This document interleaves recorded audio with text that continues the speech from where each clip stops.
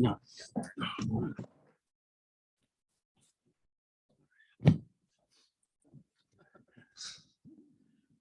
We have Tulane coach Ron Hunter, freshman Sion James, and sophomore Kevin Cross. We'll open up with coach's opening statement first. We will then go to the room for questions. And for those of you on our Zoom call, if you can go ahead and raise your hand, we'll call upon you individually. But coach, floor is yours. Well, I'm proud of our guys. I thought, defensively we were really good today. And I thought our energy was good. I thought this guy sitting next to me probably played his best college game since he's been here. And but all our guys, I thought did a great job. You know, when you got a guy out like Jaylen Cook, and most people don't think we can win games without him. And so our kids are kind of playing with a chip on their shoulder a little bit to prove that, you know, it's not a one-man team. And of course, we would love to have it, and maybe and might have him tomorrow. We don't know. But I thought these guys did a great job. Kevin got his 2 fouls early, and I thought he was able to hang in there to that last crazy play made at the end of the first half and got his third. But that showed a sign of maturity. A few months ago, there's no way he could have done that and still play with this aggressiveness. So we're just getting better. We're getting older. We're getting better. And we're glad to be in the semifinals. All right, for questions inside the room, if you want to raise your hand, please, we'll get over a microphone to you. So any questions you guys have? All right, we have one on the front left. Ron, you mentioned Sion. I mean, career high 9 assists, career high 5 block shots. Seemed like every time you needed to play today, and a huge 3-point shot too when they had made a run. Just is that kind of a preview of the future for him? Well, I've always said when guys come out of high school and they go into college, you know, one of the things as head coaches, we can never predict when the light switch is going to go off. And for him, the game is slowed down. You know, the first year and you're a freshman and all the things, everything's so fast. You can look at Sion now, his pace, things have slowed down and he's playing to his strengths. And that's what makes him a really good player. You know, there are times where he thinks he's a lot smarter than the coach. And off the court, he really is a lot smarter than his coach. And so you talk about having another coach on the floor, you know, that's what he does for us. And he's, you know, I don't think there's a player in this league that's got a better basketball IQ than Sion James. Ron, first 2 times Temple scored pretty well on you. Mm-hmm. Was it adjustments today or just something you guys did better defensively? Well, one of the things about our matchup is that when we see a team the third time, we can lock down on sets. You're not going to score many times on the sets. And so, and then I thought that when we played them before, they were able to drive the ball at us. Our whole mission today was stop them from out of the paint. Keep them out of the paint, don't let them drive. And especially when Dunn and those guys are going and they get their head down and then they space our defense. Our whole focus was stopping the drive and keeping them out of the paint and making them a 3-point shooting team. And I thought we did a good job of that. I mean, I don't know what they finished up with, but our goal was to make them shoot 33s. And I don't know what they finished up with, but if teams shoot 33s against us, we're going to win most of the games.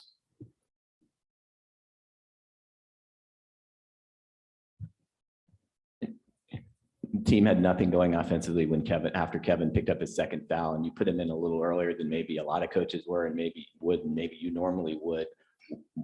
What was your thought process on that? And he scored 7 points, and really you had separation and were ahead for the rest of the game after that. Yeah, when he got a second, I knew that I was not going to go the entire half unless we got a big lead. And I asked every one of my assistants, and they said, "Don't play him." And so that was easy for me. So I didn't play because I don't listen to my staff. But there's no way I was going to go home, and the team was going to go home with Kevin Cross sitting on the bench. That was just not going to happen. And so he's played with 2 all year. Teams try to attack him, and so he did a good job. But I will have to say this: I thought Noble came in and did a great job. Did a great job in those minutes where I was trying to play a little offensive defense and not get him on the defensive end. And it won't show in his box score, but Noble Days did a great job for us defensively. Sion, besides the 9 assists, 5 block shots jumps off the stat sheet, and coach just mentioned stopping drives. What did you do to sort of see it coming, not foul, get guys and send it back? Well, I wish I could take credit for it, but really, he said he doesn't want us to get beat off the drive. And a lot of times getting blocks is because I got beat off the drive. So really just making up for my mistakes. Like we said, I'm going to go out it's going to do everything we can at any point in time. Defensively, we knew that was what was going to win at the game. And today it happened to be blocks. And I was glad that I was able to do what I had to do. I told you he was smarter than me. I told you. All right, any other questions inside the room? And for those of you waiting on our Zoom, if you have any questions, please raise your hand so we can call upon you individually. Sion, coach mentioned you guys playing with a chip on your shoulder a little bit. Obviously, you missed Jalen Cook, but how good a team do you feel like you are even without him? We're such a good team. And obviously with Cook on the floor, where it's an entirely different ball game we're playing. But truth is we can win without him, especially if we have some of our other guys going. We were able to get good looks all game because the ball was moving, the ball was popping. Even though we weren't hitting as many threes as we do in some games, we still find ways to get good looks and to put the ball in the basket, and we were able to do that today.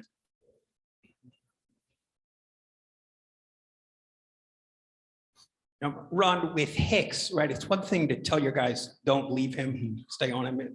It's another thing to accomplish it. Yeah. What did the guys accomplish again today that he shot well both the first 2 games? Well, I didn't think we did a good job winning the first couple of games, and he was able to get going. And it's weird because he comes off the bench, and so you kind of forget about scouting report a little bit. And he was the main focus. You know, he and Dunn were our focus. And we wanted him to put the ball on the floor. The more he dribbled, the better we were going to be today. We really wanted him to put it on the floor. And he's one of those kids also that he misses his first one. Especially most freshmen, they lose their confidence a little bit. And so we really told him he cannot make that first shot. And he missed that first shot, and he missed the second shot. And then, of course, most young guys start thinking about it then. The other thing I also want to mention is that he didn't give a lot of credit, but Devon Baker was really good today, man. I mean, he replaced Cook, and we didn't have 17 points coming off the bench, but now he gives us 15, and so Devon Baker was really good for us today. What would you assess the chances of Jalen Cook being able to play tomorrow, and what do you have to do differently in the third meeting with Houston that didn't happen the first 2 times? Well, the thing we're doing with Jalen, I mean, if he's able to play, that's great. If he's not, that's great too. Again, we're not sitting by his bedside and open, and he's got a tough injury. But if he doesn't play, so be it. If he does, then if he does play tomorrow, I'll probably bring him off the bench. We're in a pretty good groove. We won 2 out of 3 without him, and really felt like we had a chance to win at SMU. And so this group's playing pretty well right now. And so, even if he can't play it, probably bring him off the bench. And he was close today. He was really close today. And we said, let's give it one more day. And I do believe if when we play Sunday, he'll play. And but again, we'll just use him off the bench when that happens. All right, any other questions? All right. Thanks, All right, guys. that's See you right. tomorrow. Thank you. Thank you. Yeah. Job, guys.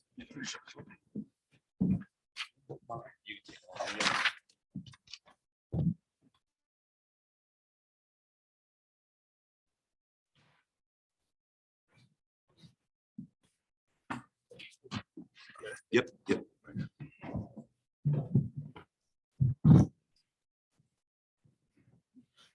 All right, we have Temple coach Aaron McKie, freshman Hysier Miller, and freshman Zach Hicks. We'll have coach give his opening statement first, and then we'll go to our people in the audience for questions. For anybody that's on our Zoom, if you can please raise your question, we'll call upon you individually. Coach, you're up. Well, I mean, we can just go right to the questions if you may. I don't really have a closing statement here, so. All right, we'll go into the room. If you could please raise your hand, we'll bring the microphone over to you. Hey, Aaron, one of the numbers that jumps off is they blocked 9 shots.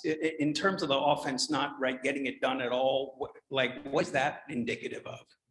Just not going attacking the basket with force. Just kind of laid the balls out there a lot, and they did a good job of blocking the shot. So when you go in there, we talked to our guys about playing off 2, going in there, seeking contact, and we wasn't doing that. We were just going in there, flipping the ball up, and they were blocking some of our shots. Is a couple personnel things. You took Nick out with maybe 17, 18 minutes left, never put him back in. Was there a particular reason for that? Just wanted to make an adjustment. I was going with the guys that I felt had the juice and just was out there competing and playing. Throwing Colin in there late. Well, we were limited. Dame Dunn had got hurt. We were limited with guys that we can put out on the perimeter, and I'm comfortable with putting Colin out on the floor. The basket had a lid on it, and he's capable of making an open shot, and was just trying to find a creative way to maybe open that defense up a little bit and maybe get some creases where we could go in there and get some easy baskets or some easy kickouts to our shooters. And last one was, I didn't see Quincy. Did Quincy not make the trip? And if not, No. why not? He's suspended for about week and a half, 2 weeks now. So. Okay, he made the previous trips, like road trips. Yeah, he just didn't come on this. All right, other questions in the room? Aaron, can you talk about your team's resiliency this year? You guys have been through so much up and down, so many injuries, and today Dame goes down. Can you just kind of, even though it didn't go your way today, can you kind of talk about your resiliency as a club this year? Yeah, I thought the team had great fight and resolve, and we were able to keep our blinders on and continue to work and push in spite of injuries and COVID and everything else. The guys just got in the gym every day and we worked and we practiced, and each day we wanted to just try to get better. We still had to play the games. No matter what was going on within our program, we still had to play the games, and it's about wins and losses. And, we positioned ourselves well. We didn't get the outcome today that we wanted, but I was incredibly proud of our guys, throughout the year, being able to pivot and make adjustments throughout the course of the year. So, we certainly knew that we had some flaws, but we managed to get this far with it, and I wanted to go further, and it just didn't happen. But through it all, I'm still proud of these guys, especially these two guys. I thought they competed their tails off today. This is a different environment. You're playing for keeps now. You lose, you go home. You win, you keep playing, and this is all new to them, and they'll be here again. And hopefully, when they're here again, they're on the other side of it. This question's for Hysier. You shot 5 for 11 from the field, finished with a game high 21 points. What was working for you tonight, and what were you able to see from the Tulane defense? I was just able to get some good looks. My teammates got me some good looks. I was able to make some shots early on, get comfortable, get a good feel. So I just feel like early on I was just comfortable. I made some shots and just played. All right, we're gonna go to the guest on the Zoom, and then we'll come back to the room. David Melander Jr. Hey, Coach, got a quick question for you. What was your message to the team following the game, and what do you want to say to the fans about everything that you guys went through this season? My message to the players was just kind of reflected on family and team, the concept of team, the concept of family, and how it's important. And I didn't think for stretches that we played like a team. And I was disappointed from that part of it. But I also told those guys I was proud of them for getting us to this point of getting the 4th seed and going through all of the things that we went through during the year. And what I always try to explain to them is nobody cares. Nobody cares if you have injuries. Nobody cares if you have a few guys sitting out for COVID. Nobody cares. And you have to continue to play the games, and you have to compete at a high level. And it's life. You get knocked down, you got to find a way to get back up and dust yourself off and get back up and go out and try to make your way in life. And I thought we did a lot of that during the year. I didn't particularly think we did that today. We fought for moments, but we didn't fight for 40 minutes. And, so it's painful for me. I like to win. Hopefully it's painful for these guys. And these are those moments that I told them. I said, you have moments in life that you go through, and it can be life-changing. It can be life-altering. Adversity reveals character. And so this is an adverse time for us. And hopefully this drives these guys throughout the summer to just get better and learn how to play as a team for 40 minutes and throughout the season, and learn from these moments and be able to reflect and grow from it. Any other questions, David? And what is your message to the fans about everything you guys went through this season? Well, I appreciate the fans' support. They've hung in there with us all year long, and it's been a tough stretch.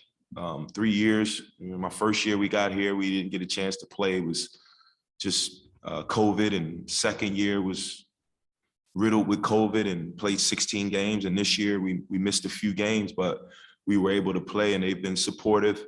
We've had our ups and downs, and we're making progress.